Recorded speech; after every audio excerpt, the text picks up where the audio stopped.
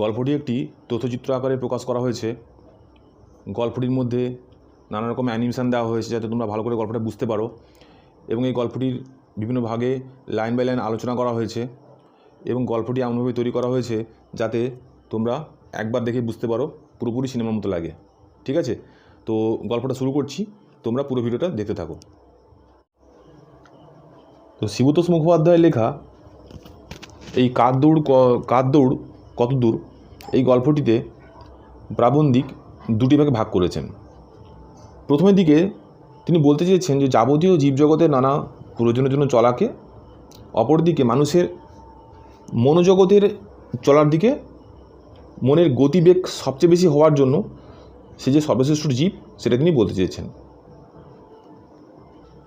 এছাড়াও আরও একটি দিকের কথা তিনি বলতে চেয়েছেন, যেটি হচ্ছে চিরন্তন সত্য বা শাশ্বত দৌড়, যেটি হচ্ছে সবসময়ের জন্য একই রকমভাবে চলতে থাকে, তাকে কিন্তু কখনো বাদ দেওয়া সম্ভব নয়, যেরকম হচ্ছে পৃথিবীর গতিবেগ।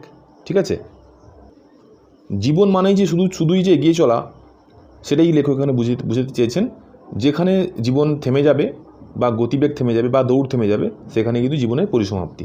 ঠিক আছে, তো এই যে এগিয়ে চলা হচ্ছে একটা মানুষের স্বভাব এবং প্রাণীর স্বভাব, এবং শুধু মানুষ এবং প্রাণীর হয়, গোটা জগতেরই চলা। এই চলার কথাই কিন্তু লেখক কার দৌড় কত দূর গল্পে মাধ্যম দিয়ে তিনি বুঝিয়েছেন। ঠিক আছে, তো গল্পটা আমরা লাইন বাই লাইন পড়লে বুঝতে পারবো। গল্পটাকে তিনি তিন ভাগে ভাগ করেছেন। ঠিক আছে, প্রথমের দিকে তিনি লিখেছেন যে জীবজগতের বাস্তবিক চলা, অর্থাৎ বাস্তবের প্রয়োজনে প্রত্যেক জীব একে অপরের এক স্থান থেকে অন্য স্থানে যাতায়াত করে বা গমন করে। ঠিক আছে, তো সেটা তিনি বলেছেন। পরবর্তীকালে তিনি বলেছেন এই গমনের ক্ষেত্রে সবচেয়ে বেশি গতিবেগ সেটা হলো মানুষের মনকে নিয়ে তিনি বলেছেন। কারণ মানুষের মনটা হচ্ছে এতটাই গতিবেগ সম্পন্ন, এবং সেই গতিবেগটা কীভাবে কাজ করেছে তিনি অনেক উদাহরণের সাহায্যে দিয়ে দেখিয়েছেন। তৃতীয় কথা বলেছেন তিনি যে এই যে এগিয়ে যাওয়াটাই হচ্ছে জীবনের মূল ধর্ম বা জগতের মূল ধর্ম। যেখানেই থেমে যাওয়া হবে, অর্থাৎ দৌড় বন্ধ হয়ে যাবে, সেখানে কিন্তু সব কিছু শেষ হয়ে যাবে। তো এটাই কিন্তু তিনি বলতে চেয়েছেন। তো আমরা লাইন বাই লাইন পড়লে আমাদের কাছে ব্যাপারটা ক্লিয়ার হবে। তো তোমরা বইটা দেখো বা ভিডিওটা দেখতে থাকো, দিলে বুঝতে পারবে। ঠিক আছে, ইঁদুরের দৌড় তার গর্তের পানে, নদীর দৌড় সাগরে, খবরের দৌড় কানের দিকে, আঘ্রাণের দৌড় নাকের দিকে, সুন্দরের দৌড় সহবত বিদ্যার দিকে, খদ্দেরের দৌড় দোকানের দিকে, রোগীর দৌড় ডাক্তারের কাছে, সুখের দৌড় দুঃখের দিকে। আবার বলেছেন দুঃখের দৌড় সুখের দিকে, জন্মের দৌড় মৃত্যুর দিকে, আর মৃত্যুর দৌড় জন্মের দিকে, প্রত্যাশীর দৌড় মরীচিকার পিছুতে, আপেল দৌড়ায় মাটির দিকে, গাছ মাত্রই দৌড়াতে নারাজ। আচ্ছা, এই যে দৌড়ের কথা এতক্ষণ যে লেখক বললেন, তো এখানে দেখতে পাচ্ছ তোমরা যে একে অপরের সঙ্গে সম্পর্ক রয়েছে কিন্তু, ঠিক না? যখন ইঁদুর বাসস্থান যায় সে, তখন তার গর্তের দিকে যেতে চায়, তার মানে তার আসল পরিসমাপ্তি হয় তার গর্তের মধ্যেই। নদী কিন্তু গিয়ে একসময় সাগরে মিলিত হয়, অর্থাৎ নদীর পরিসমাপ্তি কিন্তু ঘটে সাগরের কাছে। যা কিছু খবর আমরা শুনতে পাই, খবর কিন্তু আমাদের কাছে কানে আসে, অর্থাৎ যে বধির সে কিন্তু কখনো শুনতে পায় না। তাহলে খবর যাই হোক না কেন আমাদের কানেও আসে, তাহলে খবরের দৌড় সবসময় কানের দিকে। আঘ্রাণের দৌড়, অর্থাৎ যে ঘ্রাণ শক্তি বা যে গন্ধ, হ্যাঁ, সেই গন্ধ কিন্তু আমাদের নাকের মাধ্যমে দিয়ে আমরা বুঝতে পারি। তাহলে নাকের সঙ্গে একটা ঘ্রাণের একটা সম্পর্ক রয়েছে। একইভাবে সুন্দরের দৌড় স্বভাবত বিদ্যার দিকে। এরকমভাবে বিভিন্ন রকমের দৌড়ে তিনি উদাহরণ এখানে দিয়েছেন। ঠিক আছে, কিন্তু ব্যতিক্রমে এখানে দেখা যাচ্ছে যে এমন কেউ আছে যে হচ্ছে কিন্তু দৌড় হয় না বাকিদের মতন, যেটা এতক্ষণ পর্যন্ত বলা হলো, সেরকম কিন্তু কেউ দৌড়ায় না। সেটা কে? সেটা হচ্ছে গাছ। ঠিক আছে, কি বলছে? গাছ মাত্রেই দৌড়তে নারাজ। আর প্রায় সমস্ত প্রাণী চলতে সক্ষম, গাছেরা কিন্তু দৌড়ায় না। তারা বোধহয় সবচেয়ে বড় কারণ এই যে তারা এক জায়গায় বসে খাবার তৈরি করতে পারে, কিন্তু প্রাণীদের এক জায়গায় বসে খাবার তৈরি করবার মতন নিজেদের কোনো ভিড় নেই, অর্থাৎ নিজেদের কোনো অবস্থান নেই। প্রাণী মাত্রকেই খাবার সংগ্রহ করতে হয়। এই কারণেই প্রাণীরা এক জায়গায় স্থানু না হয়ে দিকে দিকে পরিভ্রমণ করে। কি বলছে এখানে? যে গাছ হচ্ছে এমন একটা জীব বা তুমি বলতে পারো প্রাণ। তো সেই গাছ কিন্তু কখনোই খাবারের সংস্থান করার জন্য এক স্থান থেকে অন্য স্থানে গমন করে না বা এক স্থান থেকে অন্য স্থানে যায় না। যেরকমভাবে মানুষেরা যায়, বিভিন্ন প্রাণীরা যায়, আমরা দোকানে যাই, বাজারে হাটে যাই, সেরকম বিভিন্ন প্রাণীরাও তাদের খাদ্যের অন্বেষণে বা খাদ্যের খোঁজে বিভিন্ন থেকে ঘুরে বেড়ায়। কিন্তু এই যে গাছ কিন্তু কখনোই সেই খাবারের জন্য এক স্থান থেকে অন্য স্থানে যায় না। কারণ কি, গাছ যেখানে থাকে সেখানে কিন্তু সে নিজে নিজেই খাবার তৈরি করতে পারে। সুতরাং খাবারের জন্য কিন্তু তাকে অন্য জায়গায় না গিয়েও নিজে নিজে থেকে সে খাবার তৈরি করতে পারে যেখানে সে অবস্থান করছে, সেটা এখানে লেখক বলতে চেয়েছেন। ঠিক আছে, তারপর কি বলছে না, রসনা টসনা করে এদিক ওদিক, এদিকে কিংবা ওদিকে। তা বলে দুনিয়ার সব প্রাণী যে কুইক মার্চ করে খেতে দৌড়ায় না, কেউ কেউ দৌড়ায় আস্তে কিংবা জোরে। আপনার কৃতিত্বে কেউ বা গায়ে দিয়ে, কেউ বা পা দিয়ে এক জায়গা থেকে আরেক জায়গায় চলে যায়। তো এই যে বললেন যে এক স্থান থেকে অন্য স্থানে যে যাওয়ার যে একটা প্রবণতা দেখা যাচ্ছে গাছ বাদে সমস্ত প্রাণীদের মধ্যে দেখা যাচ্ছে, এই সমস্ত প্রাণীরা যে একই রকমভাবে দৌড়ায় তা কিন্তু নয়।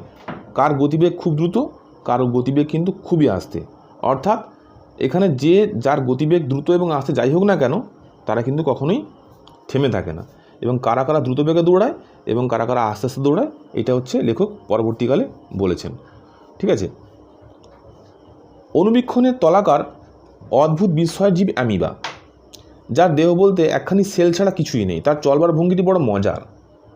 নিজের দেহ থেকে অর্থাৎ সেল থেকে খানিক অংশ ক্ষণিকের পা হিসেবে আগিয়ে দেয়, সেই দিকে তারপর সেলের মধ্যে প্রোটোপ্লাজমের বাকি অংশকে গড়িয়ে দেয়। এমনি করে মুহুর্মুহুর ক্ষণিক পা বার হয় আর প্রোটোপ্লাজম সেদিকে বয়ে যায়।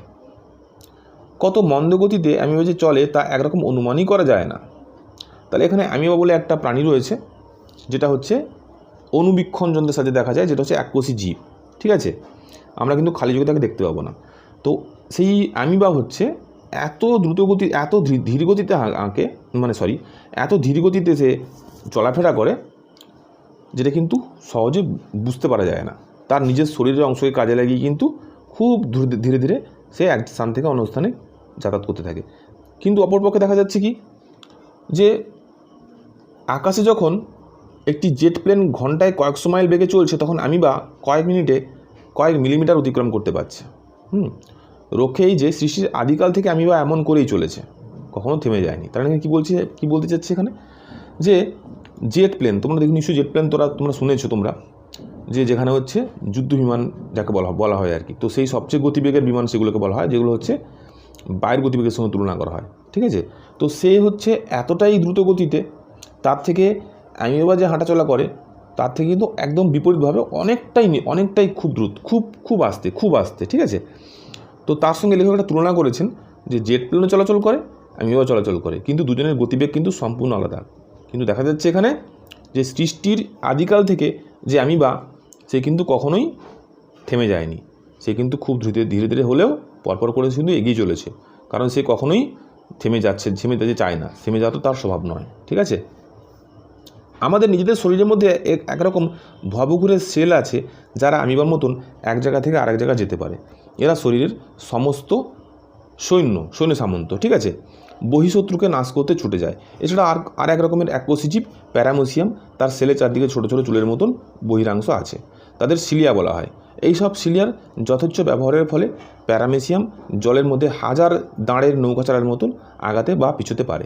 কি বললো এখানে, যে আমাদের এই যে অ্যামিবা বললাম, এই অ্যামিবা যেরকম এককোষী জীব, এককোষী একটা আনুবীক্ষণিক জীব, এরকম কিন্তু একটা এককোষী অনেক রকমের জীব কিন্তু আমাদের শরীরের মধ্যে কিন্তু আছে, তোমাদের শরীরের মধ্যে কিন্তু আছে। হ্যাঁ, তো সেই কোষগুলোকে কি বলা হয়, সেল বলা হয়। ঠিক আছে, সেই সেল বা সেই কোষগুলোকে সেল বলা হয়।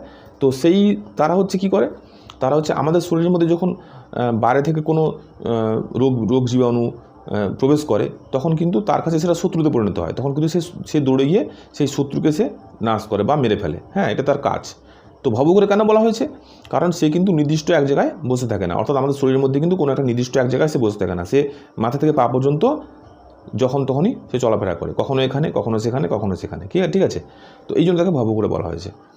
এছাড়াও আরেকটা লেখক উদাহরণ দিয়েছেন কি, অ্যামিবা যেরকম এককোষী জীব, সেরকম প্যারামেসিয়ামও সেরকম এককোষী জীব। তো সেই এককোষী জীবেরও কিন্তু একটা চলাফেরার বৈশিষ্ট্য তিনি লেখক এখানে দিয়েছেন। ঠিক আছে, নেক্সট কি বলছেন, গমনাগমনের প্রকৃত মাধুর্যটা আমাদের চোখে পড়ে সাধারণত উচ্চতর প্রাণীর মধ্যে। উচ্চতর প্রাণী বলতে কি, যারা হচ্ছে বহুকোষী, অর্থাৎ আমরা বহুকোষী। এককোষী যাকে চোখে দেখতে পাওয়া যায় না, আর যাকে চোখে দেখতে পাই আমরা, তারা কিন্তু সবাই বহুকোষী। এই বহুকোষী প্রাণীদেরকে বলা হয় উচ্চতর প্রাণী। ঠিক আছে, তো এই সমস্ত প্রাণীরা যখন হাঁটাচলা করে বা গমন করে, আমরা কিন্তু তাদের যে কে কীরকম গমন করে, কে কীরকম ভঙ্গিতে গমন করে, আমরা কিন্তু সবটা দেখতে পাই। ঠিক আছে, কি বলছেন দেখো, সমুদ্র স্রোতের সঙ্গে কত সামুদ্রিক জীব গা ভাসিয়ে মাইলের পর মাইল পাড়ি দেয় তার হিসাব আমরা রাখি না। চিংড়িরা দাঁড়া নাড়া দিয়ে চলে। কোনো কোনো পতঙ্গ উঠবার সময় তাদের প্রচণ্ড জোরে দাঁড়া নাড়ে। তাহলে সমুদ্রের মধ্যে অসংখ্য প্রাণী রয়েছে, তাই না? বিশ্বের বিভিন্ন জায়গা থেকে প্রকৃতির মধ্যে অসংখ্য প্রাণী রয়েছে। সেই প্রাণীরা কিন্তু বিভিন্ন সময় বিভিন্নভাবে কিন্তু গমন করতে পারে। সামুদ্রিক প্রাণীরা কী বলছেন, কখনো কোনো জলের মধ্যে গা ভাসিয়ে ঢেউর সঙ্গে চলে আসছে, কিংবা হয়তো কারোর গায়ে চিটিয়ে বা কারোর সঙ্গে হয়তো ঠেস দিয়ে তারা এক স্থান থেকে অন্য স্থানে মাইলের পর মাইল পাড়ি দিচ্ছে। হ্যাঁ, চিংড়ির ক্ষেত্রে একই গরম বলে চিংড়িরা হাঁটার সময় তারা দাঁড়া নাড়া দিয়ে চলে, ঠিক আছে। আবার কোনো কোনো পতঙ্গ বলছে উড়বার সময় তারা প্রচণ্ড জোরে নাড়ে। এডিফ উড়বার সময় প্রতি সেকেন্ডে 4-5 ডানা নাড়ায়, আর এক নাগাড়ে 8 মাইল পথ উড়ে যেতে পারে। আচ্ছা, এফিড হচ্ছে একটা পাখি, তো সেইটা হচ্ছে উড়বার সময় এত দ্রুত বেগে ডানা নাড়ায় এবং অনেকটা পথ উড়ে যেতে পারে। বাগানের শামুকরা চলে তাদের একখানি মাংসপুরু পা দিয়ে, চলে যাওয়ার সময় রেখে যায় জলীয় চিহ্ন। তা দেখলে বলতে ইচ্ছা করে এ পথে আমি জেগেছি। অর্থাৎ শামুক তো তোমরা নিশ্চয়ই কেউ দেখেছো হয়তো। শামুক যখন চলাফেরা করে তখন তার মাংসল জিনিসটা, অর্থাৎ উপরে যে শক্ত খোলসটার ভিতরে একটা মাংসল জিনিস থাকে, সেটা বেরোতে দেখতে পাওয়া যায়। এবং খুব আস্তে আস্তে যাওয়ার দরুন সেই মাংসল জিনিসটা যেহেতু একটা জলীয় আবরণ, অর্থাৎ জলের মতন সেখানে ভিজে স্যাঁতস্যাঁতে ব্যাপার রয়েছে, সে যখন কোনো শুকনো জায়গার উপর দিয়ে যায়, কোনো মেঝের উপর দিয়ে বা কোনো একটা জায়গার উপর দিয়ে, তখন কিন্তু সেই জলীয় অংশটা কিন্তু চারটে একটা জলীয় অংশ আছে, সেটা কিন্তু ওই মেঝের মধ্যে লেগে যেতে থাকে। তো আমরা দেখলে কিন্তু সহজে বুঝতে পারি যে এই শামুকটা কিন্তু এই পথ দিয়ে গেছে। লেখক এখানে কাল্পনিক একটা কথা বসেছেন, যে লেখক বলতে চেয়েছেন যে শামুকটা যেন তার চলার পথে যে দাগটা হয়ে যাচ্ছে, সেই দাগটার মাধ্যম দিয়ে শামুক যেন বলতে চেয়েছে যে এ পথে আমি জেগেছি। উচ্চতর জীবদের মধ্যে গমন শক্তির অনেক কলা কুশলতা, কিন্তু গমন শক্তিকে বিচার করতে হয় সবসময় দৈহিক ওজনের পরিমাণের হিসাব করে। কত ভারী জন্তু কত ওজন নিয়ে কত দূর গেছে তাই বিবেচ্য। হালকা কোনো পাখির হাওয়ায় তীরের মতো চলে যাওয়া আর বেজায় ওজন নিয়ে একখান হিপোর কাদা ভেঙে থপথপ করে যাওয়া একরকম মনে করলে ভুল হবে। তাই এখানে লেখক কী বলতে চান, যে এখানে হচ্ছে যার শরীরের মধ্যে যত বেশি ওজন তার চলার ভঙ্গিমাটা ঠিক ততটাই। হয়তো কোনো একটা প্রাণীর শরীরের ওজন অনেক বেশি, সে কিন্তু খুব ধীরে ধীরে চলে। আবার দেখা যাচ্ছে তার থেকে অনেক বেশি ওজনের কিন্তু প্রাণীরও অনেক বেশি দ্রুত বেগে চলছে। তাহলে সমস্ত ক্ষেত্রে যাদের প্রচুরভাবে ওজন রয়েছে, তারা যে সবসময় একই গতিবেগে চলে তা কিন্তু নয়, তাদের গতিবেগ কিন্তু কখনো কখনো কম বেশি হয়, ঠিক আছে। লেখক উদাহরণ দিয়েছেন এখানে, বলছেন এই ধরুন চিতাবাঘের দেহের ওজন 130 পাউন্ডের মতো, সে ঘন্টায় 70 মাইল পর্যন্ত দৌড়তে পারে। নেকড়ে প্রায় একই ওজনের হলেও তার গতিবেগ প্রতি ঘন্টায় 30 মাইল মাত্র। সেই তুলনায় হিপোর শরীরের ওজন 2800 পাউন্ড এবং সে প্রতি ঘন্টায় 20 থেকে 30 মাইল বেগে চলতে পারে। তাহলে এখানে তিনটে একটা হিপো মানে হচ্ছে জলহস্তি, ঠিক আছে। তো এই তিনটে যে এখানে লেখক এখানে উদাহরণ দিয়েছেন, তিনটে কিন্তু সবাই কিন্তু মানে এদের ভারী ওজন, হ্যাঁ, কিন্তু তাদের গতিবেগটা তোমরা দেখো নিশ্চয়ই বুঝতে পারবে সবার কিন্তু একই রকম গতিবেগ নয়। আবারও লেখক উদাহরণ দিয়েছেন যে গভীর মরুভূমিতে গ্যাজেলি নামে এক প্রকার হরিণ আছে যার গতিশক্তি অত্যাধিক। দেহের ওজন 80 পাউন্ড, কিন্তু সে ঘন্টায় 60 মাইল বেগে চলতে পারে। এন্টিলোপ হরিণ ঘন্টায় 45 মাইল বেগে দৌড়ায় 110 পাউন্ড ওজন নিয়ে। সেই গল্পে আছে কচ্ছপের কাছে। আচ্ছা, এখানে যেটা বললো যে মরুভূমির কথা বললো, মরুভূমির মধ্যে এখানে দুটো হরিণ থাকে, সেই হরিণগুলোর নামও বললো। তাহলে কোনোটা হয়তো একই, কোনোটা হয়তো দুটোর ক্ষেত্রে কিন্তু আলাদা রকম গতিবেগ, ঠিক আছে। একটি গল্প তোমরা শুনেছো যে খরগোশ এবং কচ্ছপের দৌড়, আমরা ছোটবেলায় সবাই শুনেছি, তারা দুজন কম্পিটিশন করছিল। সেই কম্পিটিশনের গল্পটা কিন্তু আমরা এখানে লেখকটা একটা লাইনের মধ্যে বলতে চেয়েছেন, যে কি না সেই গল্পে আছে কচ্ছপের কাছে খরগোশ দৌড়ের বাজিতে হার মেনেছিল। তো সেই খরগোশের কথা এখানে লেখক বলতে চেয়েছেন যে নানা জাতের খরগোশের মধ্যে গতির তারতম্য দেখা যায়। তারতম্য মানে হচ্ছে পার্থক্য। তাহলে সমস্ত খরগোশ কিন্তু যে একই গতিবেগে চলে তা কিন্তু নয়, কারণ খরগোশের প্রজাতি আলাদা রয়েছে, তাদের গতিবেগও কিন্তু আলাদা রয়েছে। সাধারণত খরগোশ মাত্রই তীব্র গতিবেগ সম্পন্ন। দেহের ওজন যখন 5 পাউন্ড, গতিবেগ তখন 45 মাইল ঘন্টায়, মোটরের দৌড়ের কাছাকাছি। হ্যাঁ, রেস হর্সের দেহের ওজন 1000 পাউন্ড, প্রতি ঘন্টা তার ছুট 40 থেকে 42 মাইল। অনেক বুনো গাধার দৌড়ের বহর ঘোড়ার সমান, কিন্তু তাদের দেহের ওজন ঘোড়ার চেয়ে কম, মাত্র 300 পাউন্ডের মতন। গ্রেহাউন্ডের দেহের ওজন মাত্র 22 পাউন্ড, সেই অনুপাতে তার চলৎ শক্তির বেগ ঘন্টায় 36 মাইল।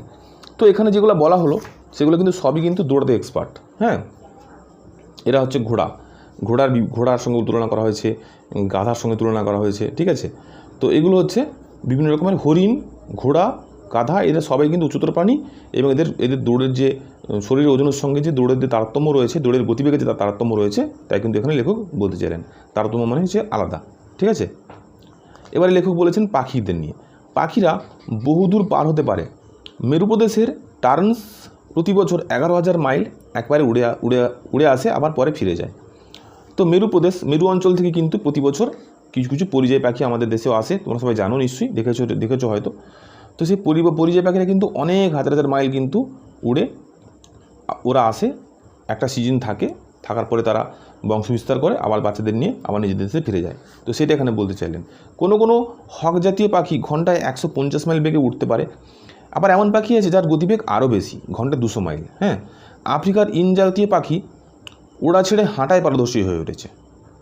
আচ্ছা, কি বলতে চাইছি এখানে, যে এতক্ষণ অবধি যেটা পড়লাম আমরা প্রায় সমস্ত পাখিকে উঠতে দেখি, কিন্তু তাই তো, কিন্তু ব্যতিক্রমী কিছু পাখি আছে যারা কিন্তু পাখি কিন্তু তারা উঠতে পারে না, তারা কিন্তু উড়ার থেকে কিন্তু হাঁটার উপরে কিন্তু কমফোর্টেবল, ঠিক আছে। তো সেটা এখানে লেখক বলতেছিলেন যে তারা হচ্ছে ছোটায় পারদর্শী হয়ে উঠেছে, তারা কিন্তু খুব দ্রুত বেগে ছুটতে পারে, উঠতে কিন্তু পারে না। হ্যাঁ, কারণ কি, কারণ তাদের দেহের ওজনটা হচ্ছে ভয়ঙ্কর রকম বেশি। যেমন দেহের ওজন 110 পাউন্ড হলে কি হয়, তারা ঘন্টায় 31 মাইল বেগে চলতে পারে। অর্থাৎ যে পাখিগুলো দৌড়ানোর খুব এক্সপার্ট, তারা কিন্তু তাদের শরীর ওজনটা বিশাল, অর্থাৎ 110 পাউন্ড, ঠিক আছে। তো এই কারণের জন্য কিন্তু তারা উঠতে কমফোর্টেবল নয় বা আরাম তারা পায় না বা সহজে পারে না, কিন্তু তারা অপরপক্ষে খুব দ্রুত বেগে দৌড়তে পারে, ঠিক আছে। ক্যাঙ্গারুর চলন প্রায় ইমুর চলনের কাছাকাছি, ঘন্টায় 30 মাইল আর দেহের ওজন 130 পাউন্ড। আচ্ছা, ক্যাঙ্গারুর তো তোমরা সবাই দেখেছো ক্যাঙ্গারু কীরকমভাবে লাফিয়ে চলে, তো তারও কিন্তু গতিবেগ একটা আছে, সেও কিন্তু ঘন্টায় 30 মাইল, কিন্তু তার আবার দেহের ওজন হচ্ছে 130 পাউন্ড। মোষের দেহের বহর যত, তাতে তার ওজন দাঁড়ায় 1800 পাউন্ড। সেই তুলনায় গতিবেগ নিহাত কম নয়, ঘন্টায় 30 মাইল। তাহলে মহিষ কিন্তু, একটা মহিষের কিন্তু অনেক ওজন, হ্যাঁ, এত ওজন, তো এত ওজন নিয়ে কিন্তু সে কিন্তু খুব একটা কম যে দৌড়ায় তা কিন্তু নয়, ঘন্টায় 30 মাইল। হাতির বপু বিরাট, ওজন 7,000 পাউন্ড। সেই নিয়ে গদাই লস্কর চালে সে ঘন্টায় 25 মাইল বেগে ছোটে। তাহলে হাতি তো তোমরা সবাই দেখেছো, তা হাতির হচ্ছে সবচেয়ে বেশি ওজন বোধহয় হাতি, তাই না। তো হাতি কিন্তু তাকে দেখলে মনে হয় যে অনেক বড়, খুব স্লোতে হাঁটে হয়তো, কিন্তু তাও কিন্তু তার হাঁটিটাও কিন্তু খুব কম নয়, সেও কিন্তু ঘন্টায় 25 মাইল বেগে হাঁটতে পারে, ঠিক না।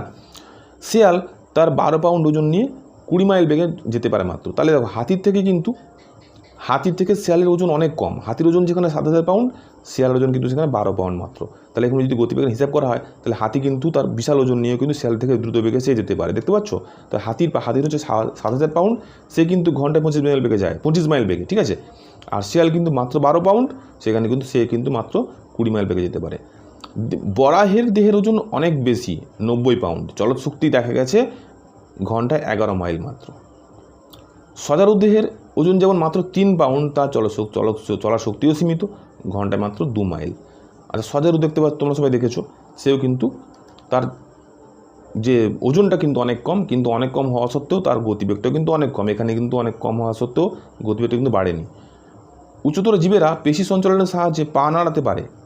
যখন কোনো পেশি কাজ করে তখন এডিনোসিন ট্রাইফসফেট, যাকে ইংরেজিতে এটিপি বলা হচ্ছে, হ্যাঁ, নামক রাসায়নিক পদার্থের ক্রিয়ার ফলে শক্তি উৎপন্ন করা হয়। তো যখন আমরা হাঁটাচলা করি, তখন আমাদের মধ্যে পেশি সঞ্চালন হচ্ছে, নাড়াচড়া হয়, তখন কিন্তু আমাদের পেশিটা ক্লান্ত হয়ে যায়, ঠিক না। তো সেই পেশিকে শক্তি যোগায় কে না, অ্যাডিনোসিন ট্রাইফসফেট। এটা হচ্ছে একটা রাসায়নিক পদার্থ, আমাদের শরীরের মধ্যে তৈরি হয়। সেই রাসায়নিক পদার্থটা কিন্তু আমাদের পেশিকে শক্তি যোগায় দীর্ঘক্ষণ হাঁটা বা দৌড়ানোর জন্য, ঠিক আছে। তো এতক্ষণ অবধি যেটা পড়লাম বন্ধুরা, সেটা হচ্ছে জীবজগতের বাইরের জগতে যে চলা, তার কথা বলা হচ্ছে, যেটা আমরা চাক্ষুষ করতে পারি, ঠিক আছে। কিন্তু এর পক্ষান্তর বা এর বিপরীতে কিন্তু লেখক আরও একখানা চলার কথা বলেছেন, যে চলাটা হচ্ছে এতক্ষণ অবধি যেটা পড়লাম তার থেকেও আরও অনেক বেশি গতিবেগ সম্পন্ন। তো সেটা কি, সেটা হচ্ছে এর প্যারাতে আমরা পড়লে বুঝতে পারবো। বলছে বাইরে চলাটা আসল নয়, এই পৃথিবীতে সব চলার মাঝে যা সত্য করে চলা তা হলো মানুষের নিজের চলা, তার মন ভূমির মধ্যে, অর্থাৎ মানুষের মনের গতিবেগ আলোর গতিবেগ সম্পন্ন, সেকেন্ডে 1,86,000 মাইল, তার কোথাও যেতে মানা নাই। তার মানে বুঝতে পারলে, মন বলতে তোমরা যখন ভিডিওটা দেখছো, তোমাদের মধ্যে কিন্তু তোমরা যা চিন্তা করো, যেখানে চিন্তা করবে, তোমরা যদি এক্ষুনি যদি চিন্তা করো চাঁদে যেতে পারো, মঙ্গল গ্রহে যেতে পারো, মানে যেখানে ইচ্ছা তোমরা কিন্তু মনোজগতের মধ্যে কাল্পনিকভাবে সেখানে কিন্তু পৌঁছে যেতে পারো উইদিন সেকেন্ডের মধ্যে, কয়েক সেকেন্ড উদিন সেকেন্ডের মধ্যে, ঠিক আছে, অনেক গতিবেগ, আলোর গতিবেগ সম্পন্ন কিন্তু আমরা পৌঁছে যেতে পারি সেখানে আমাদের মনের কল্পনা রাজ্যের মধ্যে, ঠিক আছে। তো সেইটা এখানে লেখক বলতে চাচ্ছেন যে এই কল্পনা রাজ্যের মধ্যে কিন্তু মানুষ ক্রমবিকাশের দুস্তর পথ পেরিয়ে মানুষের মানুষ এমন মন পেয়েছে। অর্থাৎ মানুষ যে আদিম যুগ থেকে আধুনিক যুগ হয়েছে, এই কিন্তু এর মধ্যে কিন্তু মানুষের মন কিন্তু অনেকবার পরিবর্তিত হয়েছে। হ্যাঁ, তো এখন কিন্তু মানুষ খুব চিন্তা করার শক্তি, অনেক কিছু পেয়েছে, মনকে চালাবার ক্ষমতাও পেয়েছে।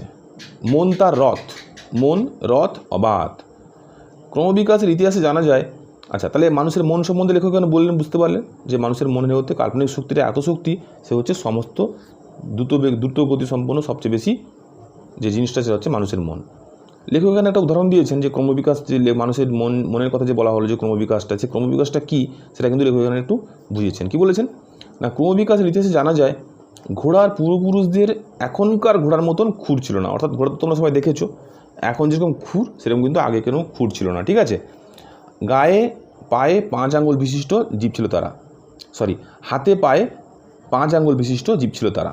কিন্তু ক্রমবিকাশের পথ পরিক্রমায় আস্তে আস্তে অন্য আঙ্গুলগুলি অদৃশ্য হলেও রইল শুধু মাঝের আঙ্গুলটি, যাকে আমরা খুর বলে জানি, ঠিক আছে।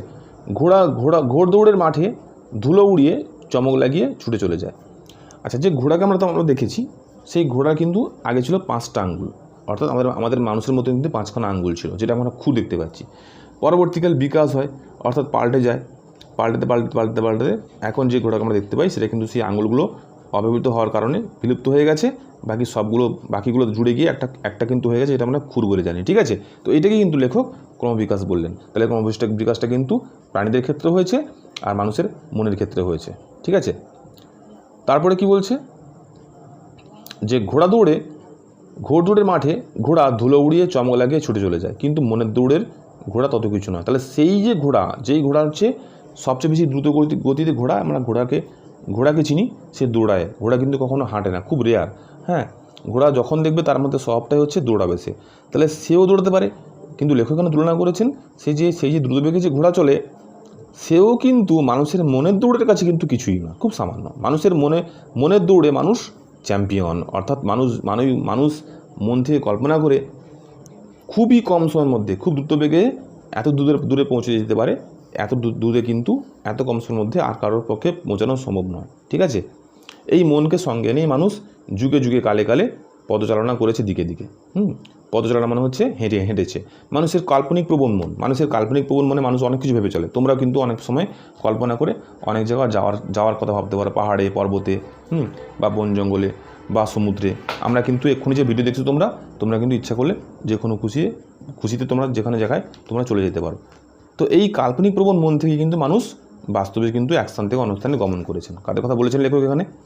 বলেছেন যে হিউন শান থেকে এসেছেন সদূর চীন থেকে তার মনকে সঙ্গে নিয়ে। ভারতের শ্রীজ্ঞান দীপঙ্কর গেছেন তিব্বতে। ভাস্কো দা গামা এসেছেন তুমুল সমুদ্র পেরিয়ে ভারতবর্ষে। আর কলম্বাস তার দুর্জয় মনকে সঙ্গে নিয়ে নতুন পৃথিবী আবিষ্কার করেছেন। শঙ্করাচার্য পদব্রজে সারা ভারতবর্ষের দিকে গেছেন ভারতবর্ষকে আবিষ্কার করবেন বলে। তো তোমরা ইতিহাসে এদের নাম পড়েছো নিশ্চয়ই, এরা সব পর্যটক, ঠিক আছে। এরা কিন্তু পর্যটকরা, বিভিন্ন দেশের পর্যটকরা কিন্তু আমাদের দেশে এসেছেন এই কাল্পনিক প্রবণ মন নিয়ে। শুনেছিলাম হয়তো কোথাও না কোথাও, এবং সেই দেশের মধ্যে কী আছে, কীরকম কী পরিস্থিতি, সাংস্কৃতিক পরিবেশ, প্রাকৃতিক পরিবেশ কীরকম, এই যে ভ্রমণ পিপাসু যারা কাল্পনিক প্রবণ মন নিয়ে কিন্তু তাদের পদচালনা করেছেন। অর্থাৎ যখন তার মনের মধ্যে কল্পনা আসছে তখন কিন্তু মানুষের সেখানে সশরীরে যেতে ইচ্ছা করছে। তো সেই ইচ্ছার যে বহিঃপ্রকাশটা সেটা কিন্তু মানুষকে সশরীরে এক স্থান থেকে অন্য স্থানে নিয়ে গেছে। কিন্তু তার অনেক আগে মানুষ কিন্তু মানবিকভাবে সেখানে পৌঁছে গেছে, মন থেকে সেখানে পৌঁছে গেছে। হ্যাঁ, সবচেয়ে মজার ব্যাপার হলো এই যে মানুষ এখন শুধু নিজে চলেই ক্ষান্ত নয়, সে অন্য সব কিছু চালাতে সমান উৎসুক। যেমন জাহাজ, রেল, প্লেন, জেট ইত্যাদি। হ্যাঁ, এখন মানুষ আকাশটাকে নতুন করে ঘোড় দৌড়ের মাঠ করে তুলেছে। সেখানে নতুন বাজি ধরেছে যে সে ত্রিভুবনেশ্বর হবে, স্বর্গমর্ত তোলপাড় করবে। তাই জীবনের 440তে মানুষ বিশ্বকীর্তি স্থাপন করেছে। কি বলছে এখানে? যে মানুষ যে শুধু মানবিকভাবে চলে তা নয়, মানুষের যে কল্পনাপ্রবণ নিয়ে নিজে চলে তা নয়, মানুষ কিন্তু এখন অপরকেও চালাতে শিখে গেছে। অর্থাৎ নিজের বুদ্ধিকে বিবেচনাকে কাজে লাগিয়ে মানুষ কিন্তু এখন প্রকৃতিকে জয় করে নিয়েছে। অর্থাৎ সে চাইছে বিশ্বের মধ্যে সর্বশ্রেষ্ঠ হতে, যার কারণে সে কিন্তু বিশ্বের সমস্ত কিছুকে জয় করতে পেরেছে তার মানবিক মনকে নিয়ে। যেরকম নিজে চলেছে সেরকম অপরকে কিন্তু সে চালিত করতে পেরেছে, ঠিক আছে। কিন্তু ক্ষণিকের পা দিয়ে, কেউ সিলিয়া দিয়ে, কেউ সিদ্ধাঁড়া দিয়ে, নানা রকম পা দিয়ে সবই চলছে। চারিদিকে সবাই ছুটোছুটি করছে। কিসের জয়যাত্রা, এত তরা? পৃথিবীটাও পাগলের মতো হনন করে ছুটে চলেছে। পৃথিবীকে আমি একবার শুধিয়েছিলাম, তোমার কেন চলবার জন্য এত দায়? এই যাত্রা তোমার থামাও। সূর্য তো কারোর কিছু পিছু ধাওয়া করছে না, তুমি কেন এত তাড়াতাড়ি করছো? তো এই প্যারার মধ্যে দিয়ে লেখক বলতে চেয়েছেন যে আমরা এতক্ষণ যে পড়ে গেলাম, দেখতে পেলাম যে সমস্ত প্রাণী থেকে আরম্ভ করে মানুষের মন পর্যন্ত সবাই কিন্তু চলেই চলেছে এবং খুব দ্রুত বেগে কিন্তু কম্পিটিশান করছে। তো লেখক একটা কাল্পনিকভাবে বলেছেন যে এই দৌড়টা কিসের জন্য, যে এত দৌড়াচ্ছি কেন, আমরা কম্পিটিশান কেন করছি? লেখকের মধ্যে কিন্তু একটা কৌতূহল জন্মেছে, ঠিক আছে? তখন লেখক কিন্তু সেই কৌতূহলের উত্তর কিন্তু তিনি পেয়েছেন। কীভাবে পেয়েছেন? বলছে তার উত্তরে পৃথিবী কী জানিয়েছিল জানেন? তার দক্ষিণা হাওয়ার ভিতর দিয়ে সে আমার কানে কানে বলেছিল, থামা মানে জীবনের শেষ। যতদিন আছো ততদিন চলো, দাঁড়িও না। শাশ্বত সত্যের দিকে যাওয়ার গতি বন্ধ করো না, চড়ই গতি। অর্থাৎ বলতে চেয়েছেন এখানে লেখক, যে উত্তর তিনি পেলেন সেই কাল্পনিক প্রবণ মনকে দিয়ে পৃথিবীর কাছে জিজ্ঞেস করে, যে থামা মানে হচ্ছে জীবন শেষ। অর্থাৎ যেখানে আমরা থামবো সেখানে কিন্তু আমাদের সব কিছু শেষ হয়ে যাবে। এই থামা কিন্তু কখনো জীবন কিংবা গতির বৈশিষ্ট্য হতে পারে না। আমরা যখনই এগোতে থাকবো তখন কিন্তু আমরা অনেক কিছু জিততে পারবো। আমরা কেন, আমার মানুষেরা শুধু কেন, মানুষেরা, প্রকৃতির সমস্ত কিছুই, এবং প্রকৃতিও, এবং বিশ্ব প্রকৃতি, পৃথিবীও, সবাই কিন্তু চলছে। আমরা একটা ঘূর্ণনের মধ্য দিয়ে আছি। তাহলে এখানে লেখক বলতে চাইলেন কি গল্পটার মাধ্যম দিয়ে? বিশ্ব প্রকৃতির সমস্ত জীবই কিন্তু একে অপরের সঙ্গে দৌড়ে চলেছে, কেউ কিন্তু থামেনি। যখনই কোনো বাধা এসে তোমাকে থামিয়ে দেওয়ার চেষ্টা করবে, তখনই কিন্তু যে কোনোভাবে সে বাধাকে অতিক্রম করে আমাদের কিন্তু চলে যেতেই হবে, দৌড়ে যেতেই হবে। অর্থাৎ দৌড়াতে গেলে কিন্তু আমাদের প্রাণশক্তি লাগবে, আর যাতে কোনো বাধা এসে আমাদের থামিয়ে দিতে না পারে, ঠিক আছে? এই গল্পটার মূল গল্প হলো এটাই, মূল বিষয় হলো এটাই। তো বন্ধুরা, তোমাদের আশা করি ভালো লাগলো গল্পটা। তোমাদের কেমন লেগেছে তোমরা কিন্তু অবশ্যই কমেন্টস জানিও। তোমরা কমেন্টস অবশ্যই করো। আর তোমাদের 7-এর যে বাকি বিষয়গুলো রয়েছে, মানে বাকি বিষয়গুলো বলতে বাকি অধ্যায়গুলো, হ্যাঁ, এই বাংলার অধ্যায়গুলো, তো এই অধ্যায়গুলো তুমি দেখো।